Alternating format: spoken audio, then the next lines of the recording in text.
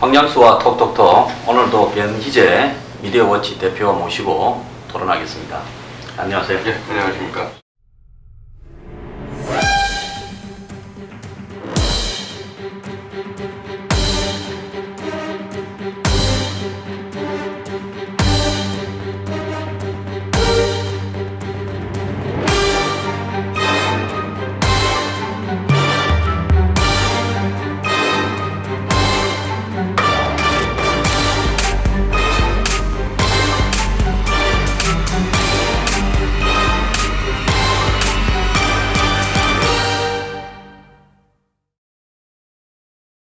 어제 박 대통령이 진실한 사람을 선택해달라 해가지고 진실한 사람이 뭐냐? 총선 심판론이냐? 총선 개입이냐? 말이 많은데 어떻게 생각하세요?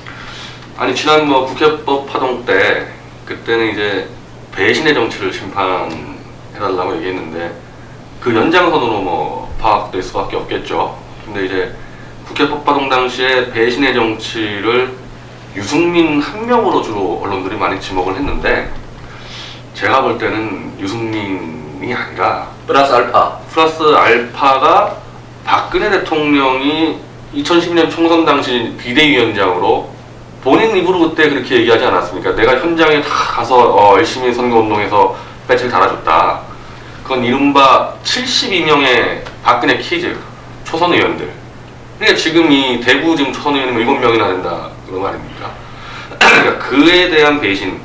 정말 열심히 하면 국가를 위해서 일해보겠다 해서 그 현장에 나가서 직접 선거운동에서 배치를 달아줬지만은 국회법 파동을 일으키고 실제로 아무 이 민생법안 통과에는 관심도 없고 자기 차기 당선만 노리는 그 사람들을 저는 지목했다 보니까 이번에도 진실한 사람이라는 얘기가 그거잖아요. 지금 법안을 통과시키고 안 통과를 떠나서 쉽게 얘기하면은 총선 당시 본인을 속였던 새누리당 박근혜 키즈 이들을 심판해달라 얘기한 게 아닌가. 야당은 제가 볼 때 여기는 낄 필요가 없어요. 야당은 어차피 박근혜 정권에 대해서 제가 충성했다 얘기한 사람도 아니니까 그건 제끼고 가고 여당에 대해서 칼을 대겠다는 의지를 표명한 게 아닌가. 저는 그렇게 들렸습니다. 자, 그럼 보수 언론들이 오늘 그 칼럼에 보면 일체히 좀 비판을 하고 나섰어요. 진보, 좌파 이 진영에 있는 언론들이 비판을 하는 거는 박근혜 대통령이 자다가 이렇게 잠꼬대만 해도 왜 대통령이 품위 없이 잠꼬대 하느냐 이렇게 할 사람들인데 근데 이 보수 언론들이 대통령이 총선 개입, 정치 개입을 하겠다라는 것을 노골적으로 선언한 것이냐 이렇게 비판하는 데 대해서 오늘 조선일보 사설이 예상 그대로 나왔더라고요. 그러니까 선거 개입은 조금 다른 논의를 하자 이거예요. 선거 개입은 노무현 대통령의 탄핵 문제도 있으니까. 근데 공천 개입을 하지 말라고 조선일보가 강하게 사설을 썼는데 대통령은 이른바 새누리당의 대표 당원이거든요. 그리고 이른바 여당이 최소한의 성적을 내야지 그 힘 가지고 정책을 밀어붙일 수 있기 때문에 대통령이 선거 개입이 아니라 자기 정당의 공천에 영향을 행사해서 자기 정책을 힘있게 추진할 수 있는 국회의원을 만드는 것은 너무 당연한 일이거든요. 근데 그걸 보수 언론인 조선일보가 공천 개입할 생각도 하지 말라고 비판했다는 것은 지금 있는 이 김무성 유승민 체제를 그대로 지켜가서 대한민국 정치를 그냥 이대로 그냥 되는 것도 없고 안 되는 것도 없이 끌고 가겠다는 이 보수 언론의 좀 생각들이 드러나고 있다고 보죠. 근데 왜 보수 언론들이 좀 빗나가는 이야기는 합니다만 박근혜 대통령을 저렇게 싫어할까요? 글쎄, 우리 둘을 싫어하는 건 비슷한 것 같은데 보수 언론을 굉장히 싫어하지 않습니까? 네, 싫어하죠. 저는 노무현 정권이나 이명박 정권 때까지는 이른바 조중동이 보수 언론과 가까웠는데 점점 이상하게 여러 가지 겹치면서 이제 보수 언론과 아닌 거리를 두게 됐는데 그러니까 뭔가 새로운 판이 벌어지는 거를 보수 언론은 극단적으로 지금 기피하고 있다. 과거에 이 한국의 보수 언론인까지는 한마디로 우리는 일개 언론이다 생각하면 이런 이야기나 이런 생각을 우리를 싫어할 필요도 없고 박근혜 대통령을 싫어할 필요도 없는데 일개 언론 차원을 벗어나가지고 우리가 한국의 어떤 정치판을 짠다. 또 그런 어떤 부분에 대해서 우리는 거기에 대한 당연한 대가를 누려야 된다. 이런 어떤 부분으로 한마디로 한국 사회를 뒤에서 주무르는 뭡니까 이 무슨 프리메이션이라 그럽니까? 그런 어떤 것처럼 이 언론의 사명을 조금 착각하고 있는 거 아니냐 저는 그렇게 느끼는데요. 그럼 오늘 이제 박근혜 대통령이 한 이야기 중에 이제 뭐 제목이 이 총선 심판론 3다. 총선 심판론 1은 박근혜 대통령이 작년 9월달에 그때 뭐 저기 세월호니 뭐니 해가지고 국회를 스톱시키고 뭐 법안도 통과 안 시키고 하니까 국민의 혈세를 낭비하는 국회의원들에 대해서 심판해달라 한번 이야기했고, 두 번째는 아까 국회법 개정안 말씀하신 그 부분에 대해서 심판해달라 배신의 정치라 했고, 세 번째는 이번에 이제 심판론 3다 이렇게 이야기하거든요. 근데 이제 첫 번째, 두 번째는 명확하게 대상들이 누구였다, 심판의 대상이 누구였다가 좀 명확했는데, 이번에 이제 심판론을 이야기한 부분에 대해서는 일부는 지금 이 한중 FTA라든지 노동 법이라든지 더 나아가서 서비스 개선법 이런 거와 관련되는 법안을 통과를 위해시키고 있는 야당을 향해서 했다. 또 일부는 그게 아니라 새누리당 안에서 현재 이런 어떤 대통령을 바쳐서 국정을 원활하게 하지 않고 틈날 때마다 딴지를 걸면서 우리 편인지 남 편인지 모르는 여건의 국회의원들을 겨냥해서 했다. 그래서 이번에 대구 TK 물갈이론 이런 부분의 연장해서 한 거다. 이렇게 보는데 아니 그러니까 제가 아까 말씀드린 대로 이 배신의 정치 심판과 진실한 사람 선택이라는 이 단어를 보면 야당과 관계가 없어요. 야당은 박 대통령을 배신한 적이 없죠. 시종 일관 박근혜 대통령을 대통령으로 인정하지 않겠다는 게 야당의 진실된 태도이기 때문에 이걸 가지고 야당에 대해서 진실한테 얘기할 필요가 없는 겁니다. 일관성이 있네요. 네, 일관적으로 박근혜 대통령을 반대해왔기 때문에 야당 문제가 아니고, 배신의 정치 심판과 진실한 사람 선택은 당연히 새누리당 내부를 얘기하게 되는 거죠. 그러면 이제 새누리당 내부를 향해서 이야기했다. 그러면 대통령이 지금 이제 정기국회 본회의가 사실상 조금 있으면 이제 끝나고 다시 또 임시국회를 열어서 처리해야 되지 않습니까? 근데 대통령이 지금 이 일주일 전쯤에 장관들 또 청와대 비서관들 이런 사람들이 이제 일제히 출마를 선언하기 시작했고, 또 공교롭게도 지난 주말에 유승민 의원 그 부친이 돌아가셔가지고 대통령이 조화를 보냈니 안 보냈니 그렇게 해서 또 이 논란을 제기하는 쪽이 좀 있었거든요. 이런 부분하고 연관지어서 보면 한마디로 대통령이 총선 물갈이론을 이야기한 거다. 그래 보십니까? 저는 총선 물갈이론이라고 보고 있습니다. 네. 그러니까 야당과 관계없이 여당의 진영을 다시 짜겠다라는 의지를 표명했다고 보고요. 야당하고는 저런 식으로 얘기할 게 없어요. 야당을 만약에 이기겠다 그러면은 내가 이런 정책을 추진하고 싶은데 지금의 의석 가지고는 안 된다, 이 선진화법 때문에.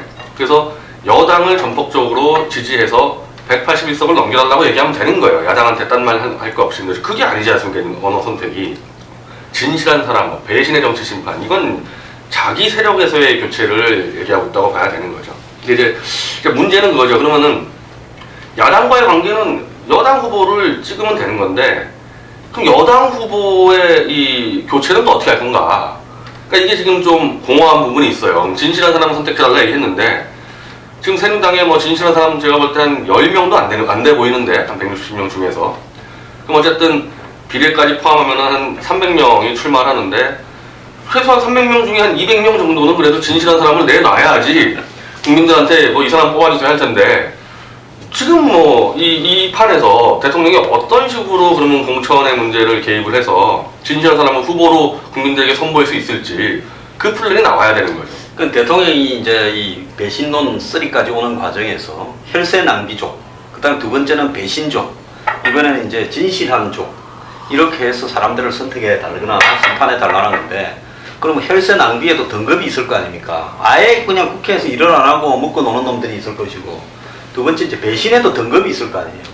야, 저거는 진짜 내가 신경을 갖다가 대대로 많이 써서 메슨 의원 만들어 줬는데 이제 간이 좀 컸구나, 이렇게 보는 것이 있을 거고, 그 다음에 진실한 사람도 등급이 있지요. 청와대에서 비서관하고 예를 들어서 장관만 하면 진실한가, 그런 어떤 부분에서 이 대통령의 지금 이 언어가 워딩이 좀 굉장히 좀 추상적이에요. 물론 대통령이 구체적으로 이야기하면 선거법 위반이 되니까 구체적으로 말은 못하겠지만, 그 부분에서는 진실의 등급은 어떻다고 보십니까? 그러니까 이른바 제가 볼 때 야당은 당연히 아니고 친이계들도 아닌 것 같아요. 대통령 갖고 있는 불만. 왜냐면 친이계도 뭐 한결같은 입장이에요. 네, 한결같이 반대했기 때문에 여기에 대해서 배신감 느낄 이유는 하나 없고, 아까 말씀드린 대로 72명의 자기가 직접 배치를 달아준 초선과 이른바 자기 정치적 입지를 위해서 박근혜를 팔면서 실제로는 정말 국가정책적으로는 나몰라라는 친박 중진들, 여기가 대상이 되지 않을까. 가장 그 배신감을 많이 느끼는 데가. 갑자기 이제 이야기가 좀 새는데요. 요즘 국사 교과서 역사 파동이 난리인데, 미국의 역사는 과거에 이 서부 시대입니다. 서부 시대. 그래서 존 웨인이 나올 때까지 1950년대까지는 이 미국의 영화가, 서부 영화가 역사 영화인데, 권선징악에다가 주인공은 한결같이 좋은 사람이고 악당은 한결같이 나쁜 사람이고 굉장히 판단하기가 쉬웠어요. 극장에 가는 관객들이. 그런데 이제 60년대에 접어들면서 이제 뭡니까? 셀지오 레오네라고 이제 스파게티 웨스턴, 마카로니 웨스턴이라고 부르는 이탈리아 출신 감독이 와가지고 서부 영화에서 주인공이 보면 이 자식 나쁜 놈들하고 똑같은 짓은 하는데, 돈도 뺏고 뭐 여자도 건드리고 뭐 한 짓은 다 하는데 주인공이야. 그때 이제 미국 사람들이 역사를 보는 시각이 서부 영화에서는 좀 헷갈렸거든요.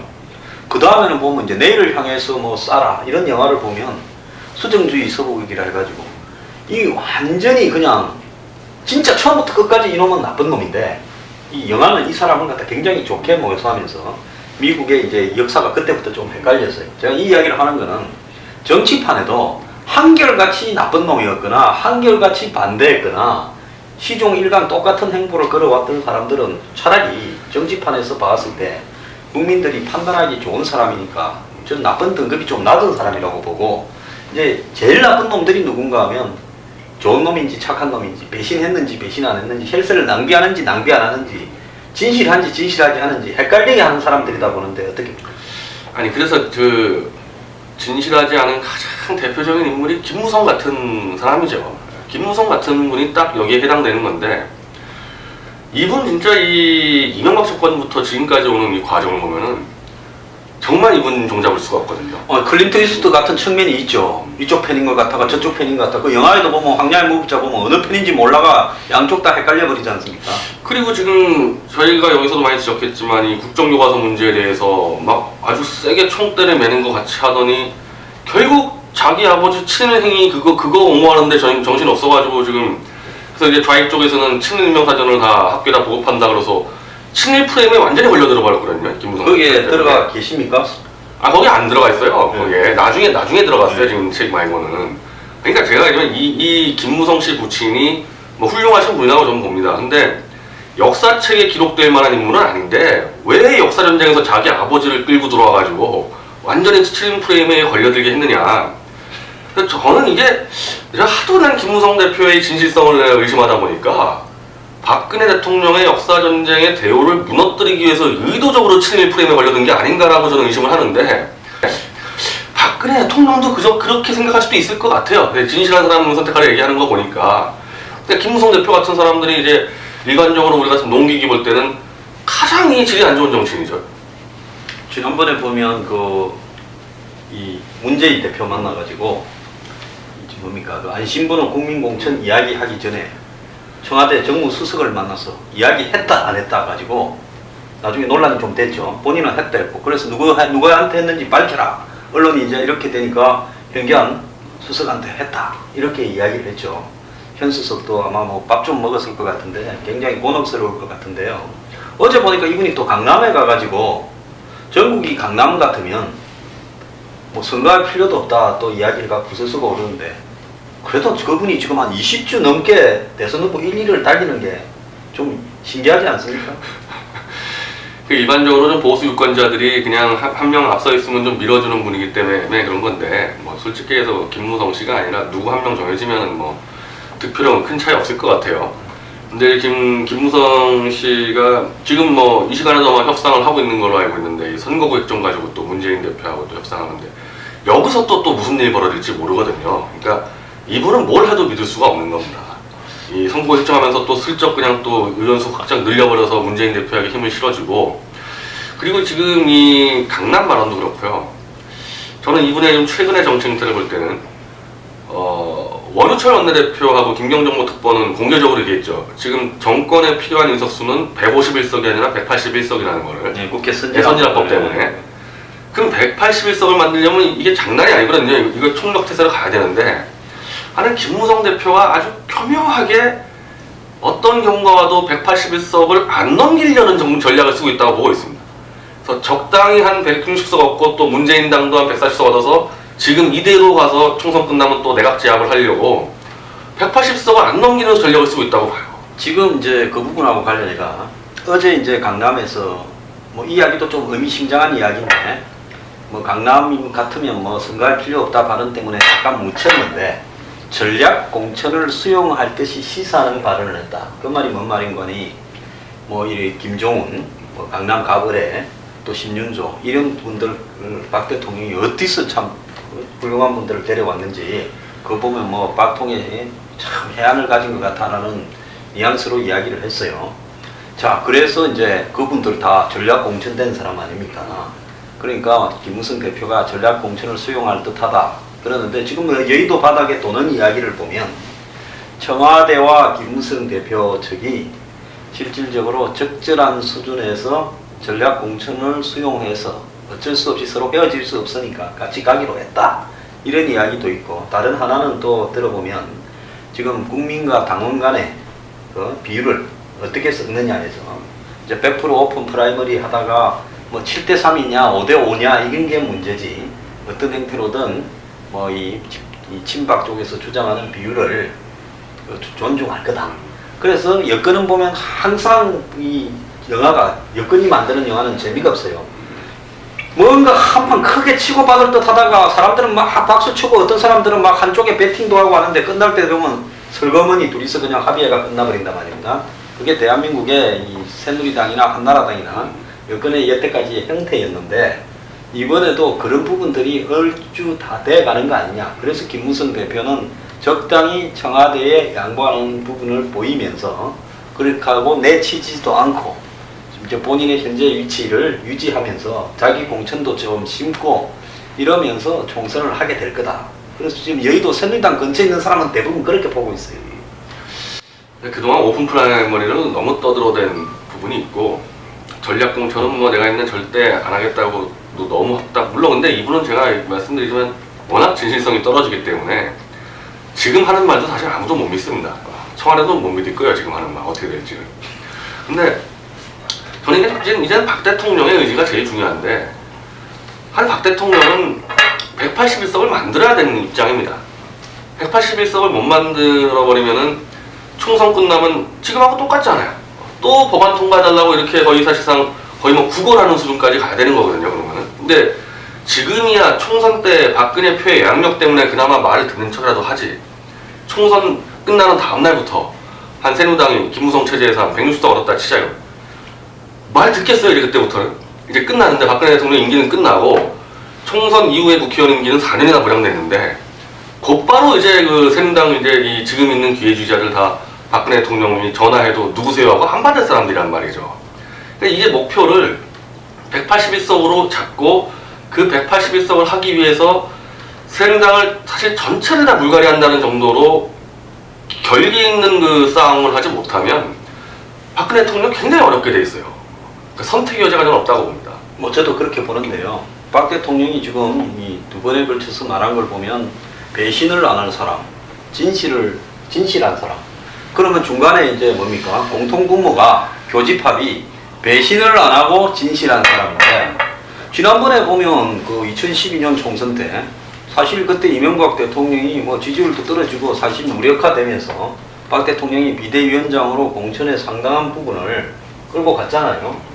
그래서 제가 볼 때 박 대통령이 공천을 준 사람이, 그러니까 배지, 이제 뭐 선거 나가서 떨어진 사람 빼고 배지를 달게 해준 사람이 그때 148명인가가 총선에서 됐잖아요. 지금은 뭐 보궐선거에서 많이 이겨서 160명이지만 그럼 148명 중에서 제가 볼 때 한 120명은 박 대통령이 공천을 줬을 거다. 뭐 비례대표든 지역구든 이렇게 보는데, 그 사람들 중에서 지난번에 그 국회법 개정이나 이런 상황이 부딪히니까 처음에 친박을 표방하고 있는 사람들이 제가 볼 때 한 20, 30명도 안 남았었어요. 그 뒤에 이제 대통령이 배신을 심판하겠다고 이제 크게 소리를 치니까 설 꼬리를 내리고 받겠지만은 그러면 본인이 해준 사람 중에 100명 이상이 배신을 했다 이래 봐야 되는 거 아니겠습니까? 대표적인 사람이 이제 유승민이지만 그렇다면 박 대통령이 기존에 지금 예를 들어서 본인 주변에 있던 비서관 또 뭐 장관 뭐 관료 교수 이런 분들 중에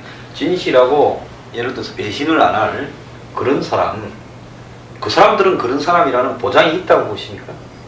아니 그게 이제 박 대통령의 딜레마죠. 그러니까 본인이 전권을 휘둘러서 총선 때 그렇게 많은 국회의원을 배출했는데 그 다수에게 배신을 당했다 그러면은 이제 사실 주위에 사람이 없는 겁니다. 남아있지가 않아요. 그러니까 결국은 배신의 문제에 대해서 박 대통령은 대통령 되기 전까지는 자기 앞에서 말 잘 듣는 그런 정도면은 그래도 믿고 갈 만하다 이랬었는데 이제 이게 아니라는 게 입증돼버렸거든요. 그럼 지금 와서 만약에 새로운 진실 대사를 한다 그러면은 박 대통령의 정치 행보의 거리와 관계없이 그 자기 소신 가지고 계속 이 공적 발언을 해온 사람들을 영입을 할 수밖에 없는 겁니다. 뭐 대표적으로 장외 보수 인사들이겠죠, 그런 사람들. 근데 그걸 영입을 해오려고 하면 이 김무성의 오픈 프라이머를 또 깨야 되는 부분이 있기 때문에 이게 다 맞물려 있습니다. 맞물려 있기 때문에 아까 뭐 황 소장님 말씀한 대로 김무성과 대충 양합해서 전략공천 몇 개로 해결될 사안이 아니라는 거죠. 그렇게 해봐야 또 유사한 사람이 또 들어가가지고 총선 다음날 믿고 뭐 자기가 데리고 있던 비서관 배지를 달아줘 봐야 또 총선 다음날 어떻게 나올지 모르는 거거든요. 그래서 배신을 안 하는 방법은 배신을 할 수 없을 정도로 계속 공개적으로 자기 발언을 해서 그 발언에 자기를 묶어놓은 사람들만이 배신을 못하게 돼 있어요. 근데 이걸 요즘에 박 대통령 많이 깨달았다고 생각을 하고 그 결과가 이제 KBS나 MBC, EBS 그 공영방송 이사진 구성이라고 보거든요. 저는 이제 이 부분에 대해서 박 대통령이 충분히 새로운 생각을 하고 있다. 저는 그렇게 판단하고 있습니다. 그러니까 지난번에 한번 이런 보도가 나왔죠. 그 대통령이 사람을 보는 눈이 좀 바뀌고 있다. 그전에는 스펙 좋은 사람만 선호했는데 이제는 뭐 여러 가지 배신을 당하고 이러더라 보니까 꼭 스펙 좋은 사람이 그런 사람은 아니더라 하는 뭐 기사가 나왔는데 그 기사가 얼마나 신뢰성이 있는 건 잘 모르겠는데요. 여기서 이제 중요한 부분은 유학 갔다 오고 집안 좋고 고위 간직을 경험했고 그러면서 스펙 우리 사회 흔히 스펙이라고 부르는 이 스펙이 좋은 금수저 타고 나온 사람들이 이 예를 들어서 배신하지 않고 진실한 사람하고 일치하는 건가? 저는 그거는 아니라고 봅니다. 왜냐하면 이 사람들은요 배신도 예를 들어서 유승민 의원처럼 나는 배신한다고 누가 봐도 뭐 본인의 입장에서는 배신이 아니라 대통령이 잘못 갔기 때문에 본인이 대통령을 떠났다 이야기를 하겠죠. 그리고 국민들은 어쨌든 유승민 의원이 박 대통령과는 차곡차곡 단계를 거치면서 멀어졌다 이래 보는 거 아닙니까?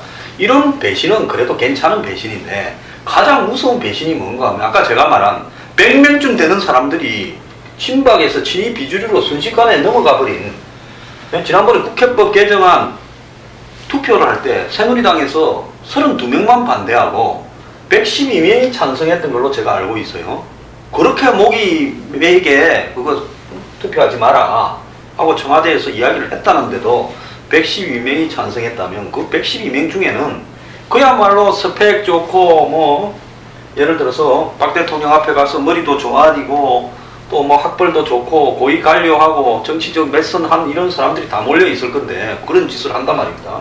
그러니까 이 배신은 눈에 보이는 배신은 대처하기가 쉽기 때문에 굉장히 간단한 문제인데 문제는 눈에 보이지 않는 배신이 정말로 답이 없는 배신인데 이 부분에서 예를 들어서 국민들이 박 대통령이 예를 들어 진실한 사람을 선택해달라 이렇게 추상적으로 이야기하면 어떻게 진실한지 아니 대통령도 예를 들어서 배신 안 하고 진실할 거라고 생각을 해서 공천을 줬는데 100여 명이 쑥 저쪽으로 갔다가 대통령이 배신의 정치에 대해서 심판 이야기하니까 또 쓱 이쪽으로 와서 유승민 씨 또 날리고 뭐 국회법 개정안 폐기 처분하는데 뭐 또 앞장섰지 않습니까? 그러니까 대통령도 모르는 진실한 또 예를 들어 배신하지 않는 사람을 국민들이 어찌 알아서 심판을 하겠느냐. 그 다음에 또 중요한 거는 지난번에 그렇게 했던 대통령 스스로 공천에 영향력을 행사했던 사람들도 한마디로 배신을 밥 먹듯이 하고 이러는데 이 사람들을 물갈이하고 그 다음에 올 사람들은 이 사람보다 나은 사람들일 거라는 보장을 어떻게 하느냐. 그래서 이런 부분들이 말의 심판으로 정리가 되겠느냐 하는 그런 문제가. 아니 저는 그래서 지금 대통령이 이제 메시지는 법안 통과 안 시켜준다고 국회를 비판했는데, 그러면 법안을 통과시켜달라고만 얘기하면 되지, 진실한 사람을 선택해달라는 표현이라는 게 단지 법안 통과 문제가 아니라는 겁니다. 제가 볼 땐 박 대통령 스스로도 누가 진실한지 헷갈리고 있는 것 같아요. 심지어 지금 청와대 비서진들은 믿을 수 있냐 이거죠. 청와대 비서진들 같은 경우. 거기도 얼마 전에 간첩 색출 작전에 돌입해서 행정관 2명이 간첩이라고 색출했지 않습니까? 청와대 인사를 갖다가 실시간으로 밖에 누구한테 알려줬다는 거 아니에요. 참 생각보다 굉장히 어려운데, 뭐 지금 뭐 제가 볼 때 박 대통령으로서 뭐 아니면 도밖에 없습니다. 저는 솔직히 말하면 뭐 청와대 근처에 있고 대통령한테 도저히 배신해서는 안 될 사람이 노골적으로 뭐 저 앞에서도 배신에 대해서 이야기하는 것을 숱하게 봤어요. 아니 저런 사람이 저런 이야기를 할까? 그런데 한눈에 보이는 배신은 진짜 빙산의 일각이라는 겁니다. 차라리 저처럼 시종일관 박근혜 정부가 잘 되기를 바라고 이야기했지만은 또 뭐 몇 가지 일이 터졌을 때 걔네가 다르면 저는 걔네가 다르다고 언론에 대고 공개적으로 이야기를 했어요. 그랬더만 황장수가 배신 때렸다는데, 배신을 때린 게 아니라 국사교과서나 무슨 뭐 예를 들어서 국회법 개정이나 이런 경우에 저는 한결같은 입장을 가져요. 근데 대통령하고 저하고 입장이 조금 달라지면 저는 또 제 주장을 할 수도 있는 겁니다. 예를 들어서 유병헌 문제라든지 무슨 뭐 십상시 3인방 문제 때 제가 제 견해를 이야기했고, 지금도 저는 그건 뭐 그 부분에 대해서는 좀 정확하게 부패 척결을 하고 좀 정확하게 인사를 했으면 좋겠다 하는 소신에서 이야기한 거예요. 그렇지만은 지금 그렇다고 해서 그때 제가 욕을 많이 먹었죠. 뭐 친박하시는 분들 뭐 또 일베에 있는 사람들 많은 사람들이 저보고 비판을 했는데요. 저는 그때 제 충정에서 이야기를 했고, 그렇다고 뭐 유승민 의원도 충정에서 그렇다고 그러는데, 유승민 의원은 지금 완전히 돌아서서 사사건건 이야기하지만은 저는 지금까지도 국정교과서 문제나 국회법 개정안이나 한결같이 박근혜 정권이 잘 됐으면 하는 입장에서 이야기를 하고 있어요. 그렇기 때문에 이 배신이라고 하는 부분은 솔직히 의원들이 현안이 있을 때마다 말을 갖다가 차곡차곡 저처럼 축적해서 쌓아놓으면 나중에 이게 배신인가 아닌가를 감별이 가능한데, 국회의원들 중에요, 언론에 등장하는 사람은 각 당에 아마 20-30명밖에 안 되고 나머지 100여 명 이상은 말을 안 하는 사람들이에요. 기록에 안 남기려는 게 목적이죠. 예. 나중에 줄바깥하기 위해서 민감한 사안에 대해서 자기 발언을 안 남기려고 하는 거예요. 그러니까 기록을 안 남겨놓고 말도 안 하고 이 사람 족벌을 어디 가서 찾을 데가 없어. 그런 사람들을 어떻게 배신이 아니냐. 그 다음에 김무성 대표 같은 경우에는 오픈 프라이머리를 하면, 그러면 이제 박근혜 대통령이 싫어하는 배신도 잘하고 진실하지 않은 사람을 통째로 그냥 국회로 다 그대로 데리고 들어가려고 하는 겁니까? 그렇죠. 네. 지금 이 세력 그대로 가서 의석수도 한 지금 정도로 가가지고 이대로 그냥 내각제 개헌까지 밀어붙여서 장기 집권하겠다는, 저는 그게 거기다 이제 문재인 대표와의 야합까지 겹쳐서 사실 국가 전체로 보면 굉장히 위험한 상황. 그러니까 총선 전에 그나마 지금 진실한 사람을 선택해보자고 박근혜 대통령이 이 말할 기회도 총선 전까지나 가능하죠. 총선 다음 날부터는 진실한 사람을 선택할 기회도 없어요, 박 대통령한테는. 제가 김무성 대표 쪽이라 그러면 시간은 우리의 편이다. 그래서 박 대통령이 뭐 가끔씩 화도 내고 심판도 이야기하지만 그냥 앞에서는 머리를 조아리고 뒤에서는 그래 좀 이따가 공천만 다가오면 보자. 뭐 흔히 이야기하는 면종 복배 이런 생각을 하면서 그냥 참는다. 뭐 더러워서 피하지 뭐 무서워서 피하나 이렇게 할 것 같아요. 이제 박 대통령도 제가 볼 때는 이 정도는 알고 있을 겁니다. 그러니까 김무성 대표라는 사람이 하도 이 시건을 많이 해서 저 사람 말은 못 믿을 거고, 분명히 이거는 시간을 끌어서 이 기득권 체제로 가겠다는 전략이라는 거 파악을 하고 있을 텐데, 박 대통령이 이걸 견제해서 정치권을 완전히 새롭게 바꿀 수 있는 카드가 별로 없어요, 사실 생각보다. 그 몇 개의 카드를 준비하고 준비를 했다고 되는 것도 아니고 정말 자기 정치 생명을 걸고 승부를 걸어야 되는 거거든요. 근데 오히려 저는 박 대통령 개인은 그렇게 할 수 있지만 또 그러면 그 이른바 이 친박 이 중진들도 그 생각에 동의할까? 친박 중진들 역시 대충 친박 몇 명 꺾고 이대로 가는 걸 바라지 않을까? 그러니까 사실은 대통령주에서 믿을 사람이 한 명도 없는 겁니다. 참 대통령 주변에 진실한 사람이 드문데 대통령 우리 보고 진실한 사람을 선출해달라고 숙제를 내고 있네요. 그래서 여기 이제 중요한 것은 지금 이제 진실한 사람을 선택하는데도 방법하고 룰이 있는데, 지금 이제 오늘 보면 국회에서 계속 회의를 하고 있지 않습니까? 의원 정수나, 왜냐면 지금 예를 들어 의원 정수를 확정을 못 하니까 전국구 지역구 비례 배분도 못하고 있고 전국구 지역구를 배분도 못하다 보니까 지역구를 어떤 걸 없애고 없앤 거를 뭐 살릴지 그 이야기도 못하면서 지금 계속 굴러가고 있거든요. 이 부분에 대해서 어떻게 봅니까? 사실 오늘까지 보도로 볼 때는 지금 300명 정원수에서 늘려서 농촌 지역구도 챙겨주고 이 문재인 대표가 요구하는 비례대표 의석수도 챙겨주는 걸로 야합이 되는 흐름입니다. 지금까지는. 야, 과연 근데 저렇게 했을 때 그게 어쨌든 이번 국회가 그 건국을의 최악의 무능 국회라는 거는 뭐 대부분 국민들이 다 동의하는 거 아닙니까? 지금 87%가 신뢰하지 않는다는 정도인데 그 상황에서 만약 김무성 문재인 야합으로 의석수를 늘려서 계파와 지역 나눠먹긴 한다. 그래서 저는 거기서 아마 이른바 정치권의 빅뱅이 시작될 거라고 보고요. 그리고 오늘 그 문재인 대표가 또 항상 그래요. 김무성 대표가 위기에 빠지면 문재인이 지원해주고 문재인 위기에 빠지면 김무성이 지원해주면서 둘이 계속 야합체제로 가고 있는데 문재인 대표가 오늘 박근혜 대통령한테 노무현 대통령을 거론하면서 노무현이 정치 개입했다고 당신들이 탄핵하지 않았냐 이런 식으로 이제 또 지금 박 대통령 공격하면서 김무성 쪽을 지원을 하고 있습니다. 근데 이 부분에 대해서는 일반 청와대 이 정무비서진들이 정확히 박 대통령한테 알려줘야 되는데 노무현 대통령이 탄핵당한 이유는 내 정당을 지지달라서 탄핵당한 게 아닙니다. 대통령도 정당의 당원이고 아까 말씀드린 대로 이 국회의 성적표에 따라서 자기 정책 추진에 영향을 받기 때문에 대통령이 우리 야당 한번 과반수 넘겨줘서 내 정책을 한번 실현할 수 있게 도와주십시오. 얘기할 수 있는 겁니다. 이거 선거법 위반 아니에요. 근데 노무현의 문제는 그 당시에 그냥 민주당에서 깨고 나오지 않았습니까?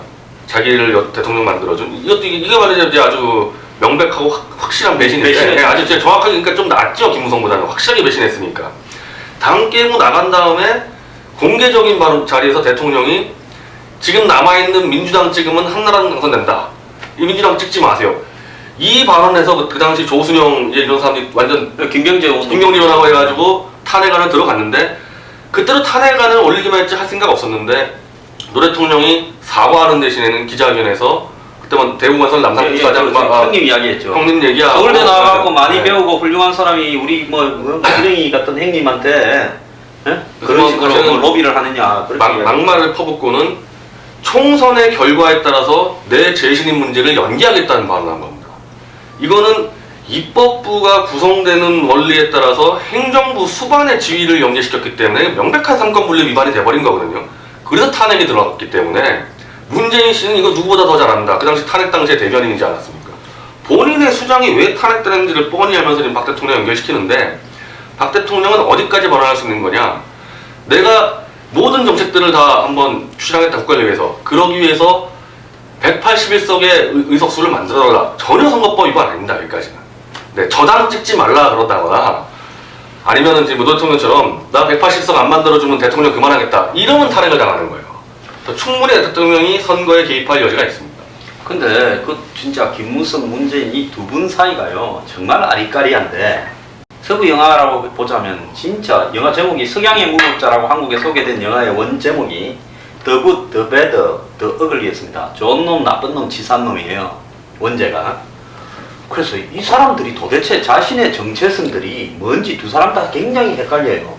근데 두 사람이 영도에서 선거를 한다고 어제 뭐 보도가 나왔다가 내가 이런 거는 진짜 말감도 안 되는 거니까 이런 보도를 하는 언론이 문제가 있다는데 두 사람이 선거 붙을 것 같아요. 농담으로 물어보는 거예요. 아니 만약 선거를 붙는다 그러면 이제 문재인 쪽에서 배신을 하는 건데 김무성 대표에서 저는 뭐 친노 스타일들 같은 경우는 화끈하게 배신할 때가 있기 때문에 상황에 따라서 이건 도저히 자기가 더 이상 김무성 야합체제로는 못 이기겠다면 얼마든지 할 수는 있죠. 문재인 대표의 입장에서는. 근데 지금까지 가는 방향으로 볼 때는 서로가 서로를 지켜주고 있는 건 명확합니다. 이번에 10월 재보선에서 문재인 당이 또 참패하지 않았습니까?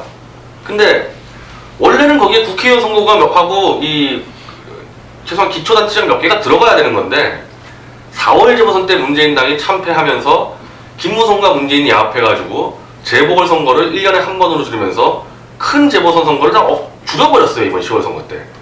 만약에 김무성이 그런 야합만 안 했으면은 문재인 체제는 그냥 끝날 수 있었거든요. 그것까지 막아준 겁니다. 김무성 대표가. 서로가 두 사람이 가만히 보면 둘이가 대선에 만나서 붙는 게 각자가 유리하다고 생각하는 것 같아요. 김무성 대표는 문재인을 대선 때까지 끌고 가가 붙으면 내가 대통령 되겠다 생각하는 것 같고, 문재인 대표는 김무성 대표를 안 죽고 추락하지 않고 대선까지 끌고 가면 내가 대통령은 따놓는다는 상 아니냐. 서로가 지금 동상이몽을 하는 적대적 공생관계 같아요. 아니 이분들이 지금 추진하는 이원집정제가 돼버리면요 대통령 총리 나눠먹을 수 있습니다. 그러니까 뭐 이렇게 대통령 선거할 것처럼 가다가 어느 시점에서 야 동생 우리끼리 뭐 선거하면 많어, 그냥 내 욕 먹고 네 사 먹고 또 다음에 네 욕 먹고 내 사 먹자 이렇게 해가지고 그냥 개헌을 합의해 버릴 수도 있다. 아니 저는 그건 확실히 지금 이 구도로 갔다가는 뭐 총선 다음부터 개헌이 확실하고 이원집정제가 되는 순간에 대통령과 총리 자리 서로 나눠먹죠. 그럼 뭐 둘만 나눠먹습니까? 총리는 뭐 6개월 만에 자기들 마음대로 바꿀 수가 있거든요. 그럼 다 돌아가면서 개파 수장들이 나눠먹는 거예요. 이재호도 한 번 하고 박지원도 한 번 하고 지금 그거를 꿈꾸고 있기 때문에 이 사람들이 뒤로 야합하면서 결사적으로 이 박 대통령을 흔드는 거죠. 박 대통령이 이원집정제 개헌을 반대를 할 테니까. 그래서 우리가 이 부분 대해서 좀 저는 이게 여기서 뭐 김무성 쪽이냐 문재인 쪽이냐는 아무 관계가 없습니다. 심지어 문재인이 160석을 얻고 김무성이 140석을 얻어도 똑같은 결과가 나오게 돼 있기 때문에 이른바 박근혜 정권에 성공하기를 바라는 사람 입장에서는 완전히 새롭게 판을 보고 새 판을 짠다는 자세로 나가야지 그래도 둘 중에 김무성이 낫지 않냐 이런 건 아무 의미가 없는 겁니다. 옛날에 보면 호랑이가 이길까, 호랑이하고 사자하고 붙으면 사자가 이길까 우리 어릴 때 굉장히 궁금했어요. 그런데 호랑이하고 사자는 사는 서식지가 달라가 붙을 그게 없었어요. 그런데 진짜 지구상에서 호랑이하고 사자를 한번 붙인 사람이 있습니다. 김정일이가요 북한의 동물원에 있는 호랑이하고 사자를 까다 놓고 싸움을 붙여갖고 촬영을 해가지고 세계적으로 배포도 했는데, 그래서 제가 지금 이 호랑이하고 사자 이야기가 생각나는 게 뭔가 하면, 호랑이하고 사자는 어쨌든 근처만 가도 둘이가 어르렁거리면서 이렇게 해야 되는데 이 두 호랑이하고 사자가 그냥 너무 친해요. 그 호랑이하고 사자하고는 둘이가 교배를 하면 새끼가 나오는 거 아십니까? 나와요. 라이브 이렇게 나오잖아요. 근데 이제 그 또 새끼들끼리 교배하면 안 나와요. 그러니까 F1까지 나오는 거죠. 같은 종이기 때문에. 그런데 이 둘 중에 누가 더 구시고 더 배되고 더 어글린지, 둘이 중에 정말 싸울 의사가 있는 것인지, 지금 정치판 돌아가는 거 보면 총선 끝나면 총선 결과에 따라서 급속하게 오스트리아식 이원집정부제로 야합이 될 가능성이 있다고 봅니다. 왜? 진짜 우리는 박근혜 대통령 볼 일 없다. 공천 내에 더 영향을 행사할 부분도 없고, 그렇기 때문에 지난번에 이 작년 9월 달쯤에 이제 등장했지 않습니까? 상하이 가가지고 김무성 대표가 오스트리아식 이원집정부제 개헌을 했다가 또 연말쯤 이야기 하려다가 연초에 조금 노다가 쑥 들어갔는데, 뭐 요즘 뭐 부패 세력 척결한다, 사정한다 이러니까 전부 쑥 들어갔는데, 결국은 총선 이후로 유예되지 그 카드가 나와서 다음 대선이 정상적인 상태로 치러질지도 저쪽 사실 의문을 갖고 있습니다. 이렇게 가다가 지금 총선 전에 한 뭐 6개월 전인가까지 선거가 확정해야 되기 때문에 아마 11월 13일 내일자로 이게 선거가 확정이 돼야 되는데 15일까지인가? 15일인가 13일인가 그렇죠. 아니 13일까지요. 내일자네. 근데 제가 볼 때 둘 다 의원 정수를 늘려서 나눠 먹고 싶은데 이건 뭐 국민들의 90%가 반대하니까 난 이분들이 이걸 날짜를 안 지키면서 슬쩍 총선을 연기하지 않을까라는 그 생각도 좀 해요. 아니 저는 제가 봤을 때 솔직히 말하면 이 국사교과서 문제가 터졌을 때 새누리당의 10여 명 이상의 일반 평의원도 아니고 굉장히 비중이 있는 사람들이 나와가지고 국정화가 잘못됐다고 이야기하고, 그러면서 사실은 박근혜 정부가 국사교과서 국정화 때문에 다시 수렁에 좀 빠지는 거 아니냐, 지지율도 좀 떨어지고 반대가 높고 이런 걸 보면서요. 그런 거를 보면서 야 이거 정말 또 지금 박근혜 정부가 교과서 논쟁에 빠져서 지지율이 좀 추락하기를 기다리는 세력들이 굉장히 많이 있구나. 그래서 그런 사람들은 총선에 대한 룰을 일부러라도 일찍 정할 필요가 없다고 봅니다. 안 정하면요 신인들이나 이런 사람은 자기 선거구가 어딘지 몰라서 지금 저도 장애보수 진영에서 지역선거 준비하고 있는데요. 지금 뛰질 못해요. 뛰질 못하고 있습니다. 그 다음에 지역도 안 결정나고 예비 후보 등록을 12월 15일 날 할 수 있는데 하면 지금 법이 현재 내년 연말까지를 전제로 해서 만들어진 거기 때문에 헌재의 위원 이거 이 헌법 불합치가 1대2 벗어나면 안 된다 그랬지 않습니까? 선거구 인원이. 그렇기 때문에 등록 취소가 돼요. 그러니까 또 새로 만들어진 법에 의해서 그 등록을 해야 예비후보 등록을. 근데 법을 자꾸 늦어지면 이게 선거구 획정이 이 사람들이 예비후보가 뛸 공간들이 점점 없어지는 겁니다. 거기에다가 현역들을 그대로 갖고 가자 하는 속셈이 있다 하면 여야가 그냥 이대로 계속 그냥 뭉개다가 그냥 마지막까지 몰려가 저야말로 공천에서 데드라인까지 몰렸을 때 얼렁뚱땅 해버리고 공천도 그냥 밀어버리면 예를 들어서 박근혜 대통령이 심판의 정치를 한다. 뭐 신실한 사람은 선택해달라. 이래서 총선에 영향력을 행사할 타이밍이 뭐 그것도 판이 짜여져야 영향력을 행사하지요. 그러니까 없도록 만들고자 하는 고도의 술책이 아닌가 이런 의심도 해봅니다. 정치판이 하도 수상하니까. 만약에 총선 연기론도 지금 좀 보도가 되긴 하는데 총선 앞두고까지 질질 끌다가 한꺼번에 해치우던지 그게 여의치 않으면은 국회의원들끼리 또 야합을 해서 총선 연기해버리는 겁니다. 룰 문제 가지고. 그러면은 한 6개월만 연기를 시켜버리면은 이제 박 대통령 임기가 1년밖에 안 남기 때문에 그때는 대선 주자들이 총선을 치르게 되거든요. 그럼 박 대통령 개입도 원천 막을 수 있죠. 그래서 이 김무성 문재인 이 둘 머리에서 지금 자기들 기득권 유지하기 위해서 정말 온갖 머리들을 짜내고 있는 거거든요. 사실 이 부분, 이 점에 대해서 이제 박 대통령은 대충 제가 볼 때는 간파를 하고 있고 박 대통령이야말로 더 시간 끌지 말고 정치적 승부수를 내걸어야 됩니다. 그러면 제가 박 대통령이라면 예산 문제가 있고 법안 통과 문제가 있고 하니까 또 무슨 뭐 이 판을 짜든가 이러더라도 명분이 좀 있어야 되니까 요것까지 하는 부분을 좀 보고 그 다음에는 결국은 그 판가리에 나서야 되는 거 아니냐. 그래서 기왕이면 심판론 3까지 이야기했으니까 제가 볼 때 뭐 심판론이 한 10편까지는 갈 것 같습니다. 이 앞으로 한 달에 한 번이나 보름에 한 번씩 심판론을 이야기할 것도 같기도 한데 그 좀 구체적으로 좀 확실하게 모르겠습니다. 친박에 이런 심판론을 관철시킬 만한 선수들이 있는지도 의문입니다만은 기왕에 심판론을 이야기했다면 국민들이 누구를 심판하고 누가 진실한 사람인지 납득이 가고 선택하기 쉽도록 대통령이 말을 꺼냈으니까 좀 만들어 주실 필요가 있다 이런 생각을 합니다. 아마 이제 선거 획정 문제 가지고 의원 정족수를 늘린다거나 이걸 가지고 확정을 못 짓고 시간을 끌기에 돌입을 하게 되면 문재인 김무성이 박 대통령이 12월 초죠. 예산안 통과된 이후에 충분히 승부수를 걸 기회를 잡을 수 있겠죠. 네. 자, 좀 앞으로 지켜봐야 될 것 같습니다. 더 굿은 없고요. 더 어글리하고 더 배드가 누군지는 확실히 알 것 같습니다. 오늘 감사합니다.